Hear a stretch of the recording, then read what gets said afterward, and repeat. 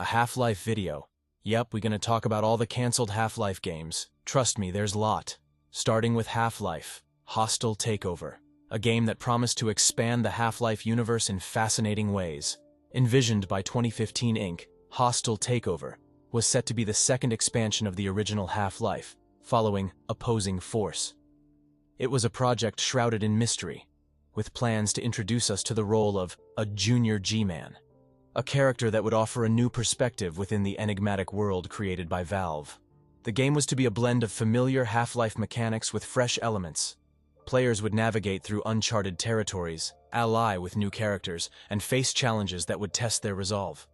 The narrative aimed to maintain the core Half-Life experience while branching out into new storylines and environments. Hostile Takeover was to take place in a location known as Allied Processing, a support facility for Black Mesa. This industrial complex harbored secrets beneath its facade, including an interdimensional portal used for mining operations on an alien world. The player's mission was to navigate this treacherous landscape, starting from the depths of the facility, and make their way to the surface, all while the government moved to seize control of the compound. The expansion was rich with potential, featuring intense gunfights, intricate puzzles, new enemies, and an arsenal of weapons at the player's disposal.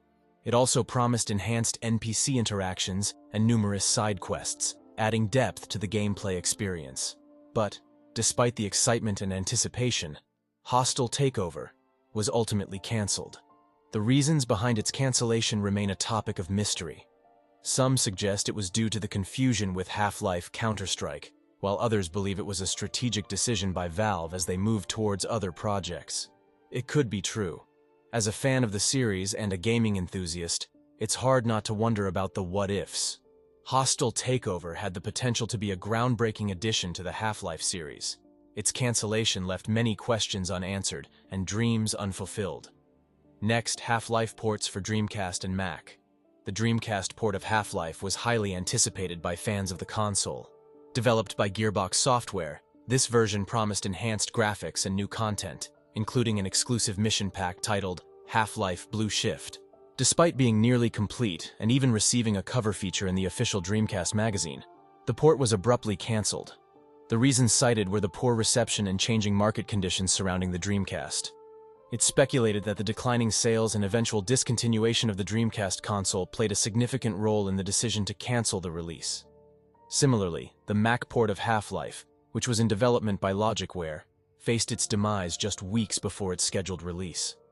The project was cancelled due to concerns over projected sales figures and the ongoing development costs required to keep the game updated alongside the PC version.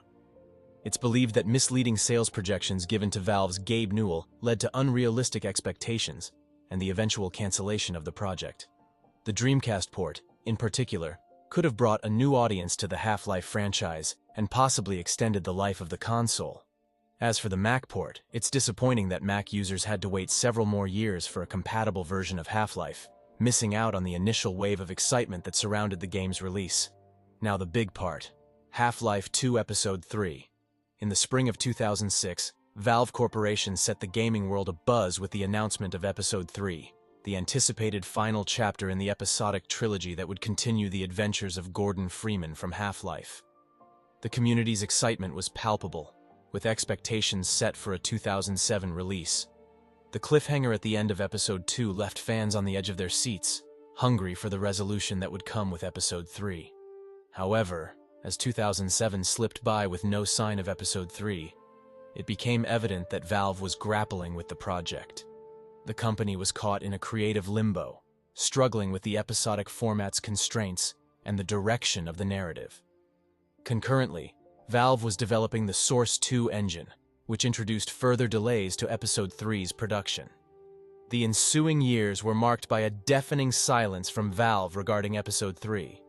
The project had become the stuff of legend, a piece of vaporware that the community could only dream about. Speculation ran rampant, with fans piecing together what could have been from the scarce information available. It's believed that the challenges Valve faced with Episode 3 were multifaceted. The episodic format, initially adopted to streamline development and release, became a limitation in itself. The ambition for the game's scope and narrative complexity grew, but the episodic model couldn't accommodate it.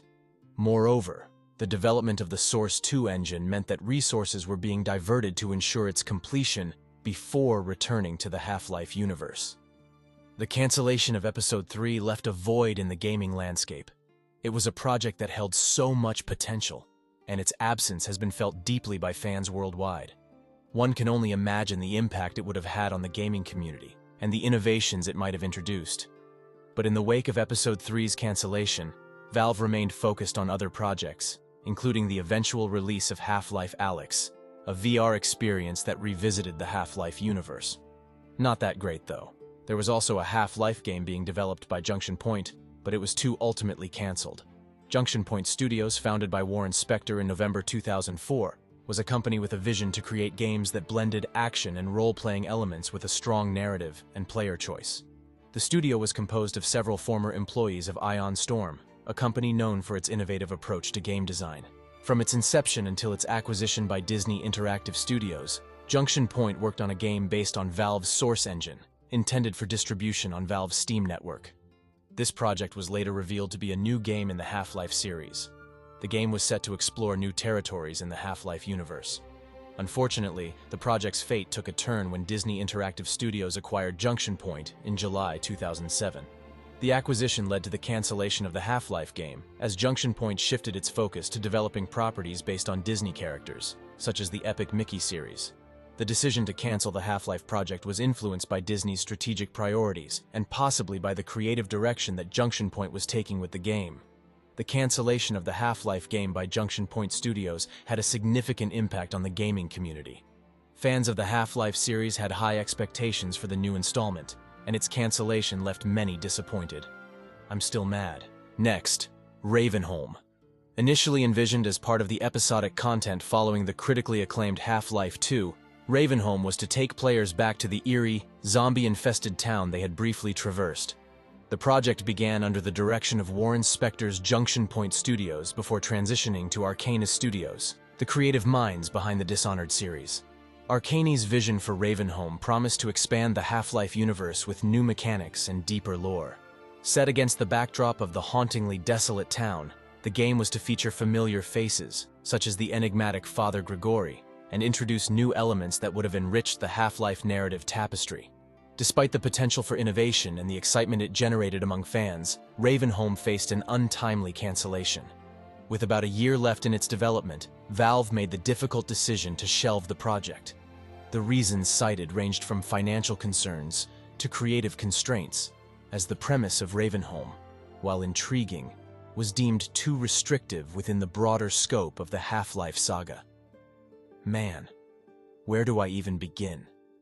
When we first caught wind of an additional chapter to the Half-Life saga, set in the spine-chilling town of Ravenholm, the hype was real.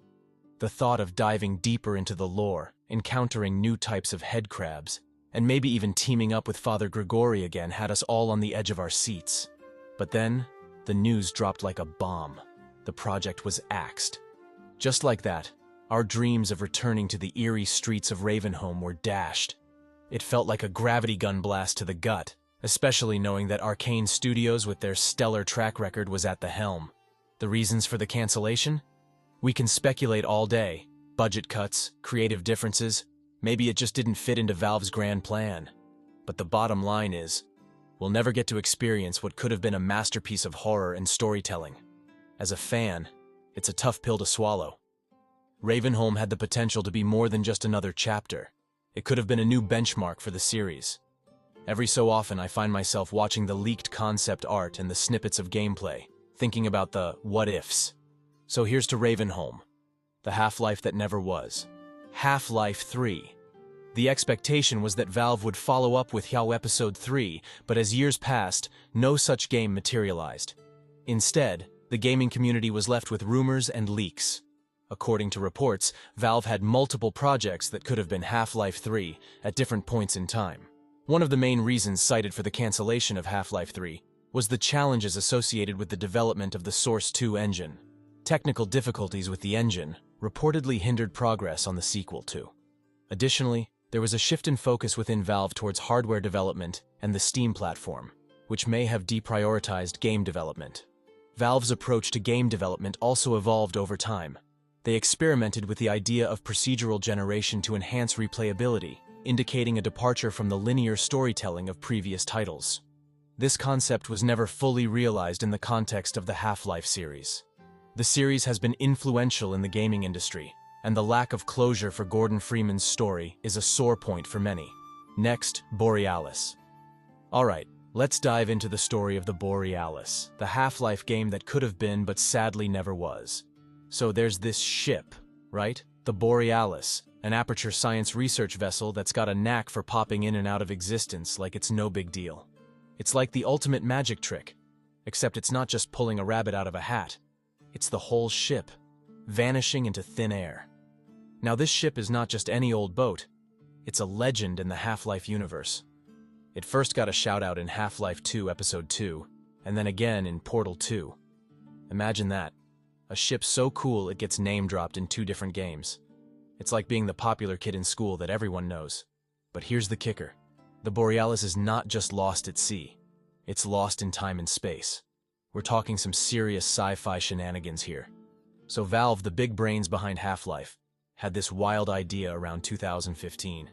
They were like, hey, let's make a VR game set on the Borealis. And not just any game. A game where you'd be hopping through time, from the 7-hour war to just after the events of Half-Life 2 Episode 2. Sounds epic, right? They even thought about letting players fish off the bow of the ship. I mean, who wouldn't want to catch some interdimensional fish while dodging head crabs? But here's where it gets a bit sad. Despite all the hype and potential, the Borealis game just didn't get the love it needed at Valve. Maybe they were too busy, or maybe the stars just didn't align. Whatever the reason, the game didn't pick up enough steam, pun intended, and the project was scrapped. It's like waiting for your favorite band to drop a new album, and then they just don't.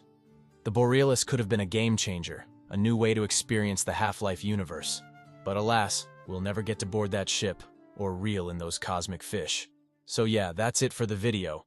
I hope you enjoyed it, and let me know what next Half-Life game should look like if they decide to make it at all. I'll see you in the next video. Till then, subscribe and take care.